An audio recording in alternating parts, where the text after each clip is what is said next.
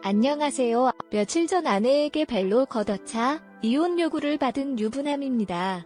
억울하기도 하고 아내의 반응이 당연한 것 같기도 하고 답답한 마음에 욕을 왕창 털어놓았습니다.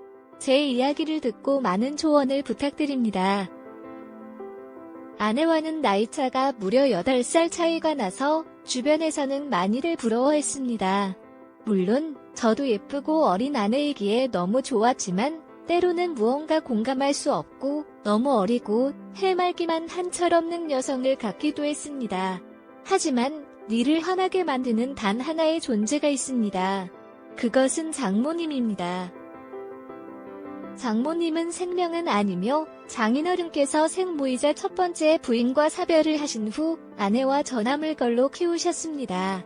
그 후 아내와 처남이 장가를 간 뒤 장모님께서는 어느 여자분을 만나 재혼을 하고 싶다고 말씀하셨습니다. 가족들은 처음에 장인어른의 말씀에 당황하였지만 환영한다며 그분을 소개해달라고 하였습니다. 그분이 지금의 장모님입니다. 처음 뵈었을 때 장모님 모습은 아직도 잊지 못합니다. 장인어른보다 무려 15살이 어린 저와 고작 3살 차이인 누나였습니다.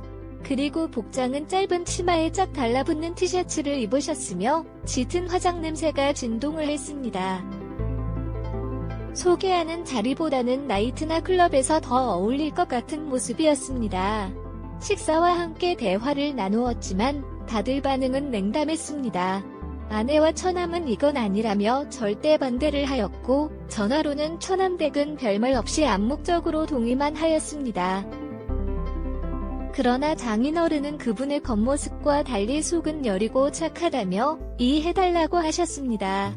평생을 너희 인생을 위해서 살았는데 남은 장애인 어린이 인생도 지켜달라고 하셨습니다. 한동안 불화가 있었지만 결국 장인어른 뜻대로 재혼을 하시게 되었습니다. 너무 어린 새엄마 삼장모님에 대한 호칭도 부자연스럽고 어색했지만 그래도 장인어른이 행복해하셨기에 모두 노력하였습니다. 그러나 행복할 것만 같은 시간은 길지 않았습니다. 2년 정도 지나서 장인어른은 암에 걸리셔서 수술과 항암 치료를 몇 차례 받으셨지만 약 1년의 투병 생활 끝에 돌아가셨습니다. 안타깝게도 젊은 장모님이 장인 어린아이나 건강 상태를 고려하지 않은 채 고리하게 여행도 다니고 밤늦게 데이트도 다니고 술도 함께 많이 마시면서 장인어른께서 일찍 돌아가시게 되었습니다. 제가 봐도 장인어른께서 1에서 2년 사이에 많이 수척해 주신 것 같았습니다. 그러니 아내는 더운 장모님을 원망하였고 장인어른이 계실 때에도 가족들과 자문유 사이에는 분명한 보이는 벽이 있었습니다. 결국 모든 가족들의 원망과 화살은 정모님께서 올렸습니다. 장인어른은 이렇게 될 것을 미리 예상하셨던 것 같습니다. 어느 날 평소와 다름없이 낮에 시간이 나서 병원에 들렀습니다. 병원비를 결제하고 병실에 올라갔습니다. 장인어른은 혼자 계셨고 조용히 말씀이 있다며 바람 쐬러 나가자고 하셨습니다. 마음이 쌓였던 제가 그 전에 장인어른과 소주 한 잔씩 하면서 말 동무를 해드리고 나왔습니다. 많이 답답하고 힘드시죠? 하면서 장인어른께 말씀을 드렸습니다. 한참을 고민하시면서 혹시라도 자기가 죽게 된다면 아주 가끔이라도 장모 찾아뵙고 아무라도 물어주면 안 되냐고 하시는 것이었습니다. 그러시면 장모도 많이 외로운 사람이라며 부탁한다고 하셨습니다. 빨리 쾌차하셔서 집으로 가시면 장모님께도 더 잘하고 처갓집에도 더 자주 찾아뵙겠다고 하였습니다. 자네만 믿는다면 제안 한번 부탁을 하셨습니다. 장례가 끝나고 어느 정도 시간이 지날 때쯤 정원님께 전화를 드렸습니다. 집에 계신다고 하셨습니다. 퇴근하고 과일 및 모기 등을 처리하고 들렀습니다. 아내께서 같이 가자고 하시면 불같이 화를 내며 안 가실 것 같아서 혼자 갔습니다. 장군님께서 말씀을 안 하신 지 사람을 만난 지 며칠이 지났는지 모르겠다며 반갑다고 하셨습니다. 상원님도 많이 수척해 보이시고 얼굴에 그늘이 가득한 모습을 보였습니다. 장모님의 이런저런 이야기를 들으며 저녁 식사를 마치고 나왔습니다. 다음에 또 오겠다고 인사를 드린 후 나왔습니다.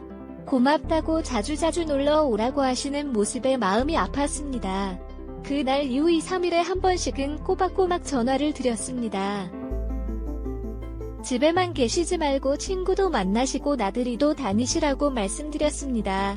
깔고 또 만날 사람도 없다며 그냥 집에 있기 좋다고 하셨습니다. 그래서 정말 외출하고 싶으신데 가실 곳이 없으시면 점심때 회사 근처에서 전화 달라고 하였습니다. 언제든지 나가서 맛있는 점심을 같이 드리겠다고 하였습니다. 그 후로 가끔 오셔서 점심도 같이 먹고 카페에서 대화를 나누곤 합니다. 어느 날 아내가 이 사실을 알게 되었고 저한테 불같이 화를 내었습니다. 그래서 장인어른부터 붙어 있었던 사실을 전부 이야기해 주었습니다. 아내는 장인어른의 부탁을 무시하지 않고 들어준 것은 고맙지만 앞으로 장모님과 개인적인 연락은 하지 않았으면 좋겠다고 하였습니다. 그리고서는 장모님께 전화해서 더 이상 자기의 새엄마도 저의 정모도 아니니 연락하지 말라고 하였습니다. 이 사실은 처남에게도 알렸습니다. 처남은 이게 그 정도까지는 할 필요가 없다며 심한 일이 아니냐고 하였지만 아내는 확실하게 이 사안에 대해 확실하게 해야 한다고 말씀하였습니다. 그렇게 한두 달이 지났을 때 장원님께 연락이 왔습니다. 그래도 가끔은 제가 연락을 줄 것이라고 생각했는데 한 번도 안 와서 서운했다며 시간 될 때 처갓집에 놀러 오라는 것이었습니다. 집에 이것저것 고장나고 교체해야 될 것은 많은데 할 줄도 모른다며 도와달라는 것이었습니다. 그래서 이번 주말에 한번 찾아뵙겠다고 말씀을 드렸습니다.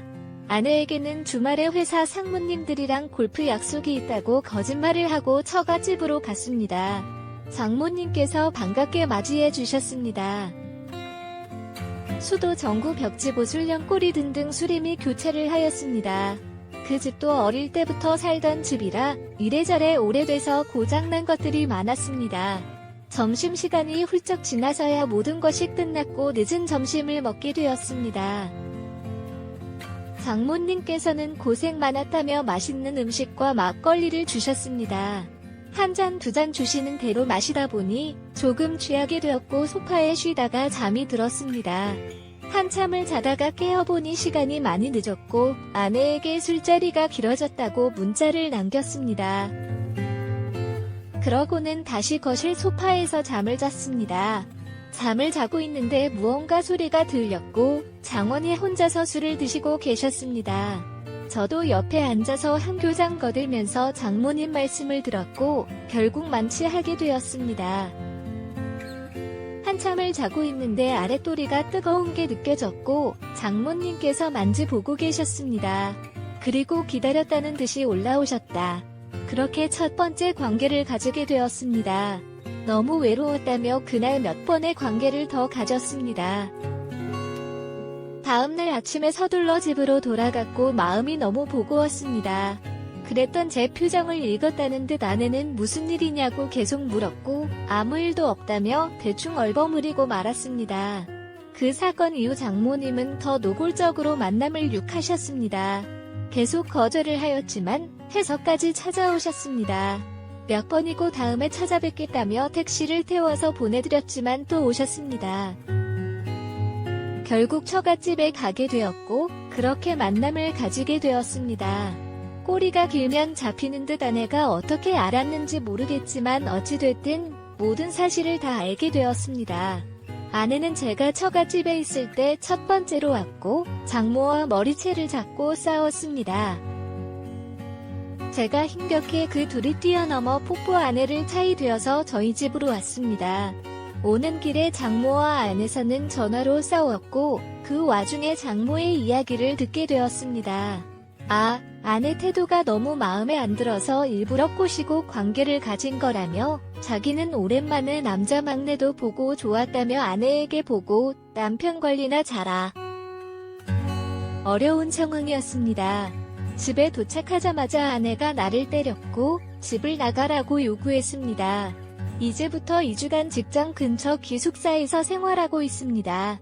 제 실수로 연속적인 회의 요구를 거절하지 못한 것과 같은 제 실수를 인식하고 있습니다. 또한 외도를 한 아내의 신뢰와 믿음을 잃은 것도 인식하고 있습니다. 그러나 일어난 일들은 악의적인 의도로 인한 불공정한 결과라는 생각이 듭니다. 자만님의 음모가 있었던 것 같습니다. 제가 어떻게 해야 할까요? 어떻게 용서를 받을 수 있을까요? 상황이 압도적입니다. 도와주세요.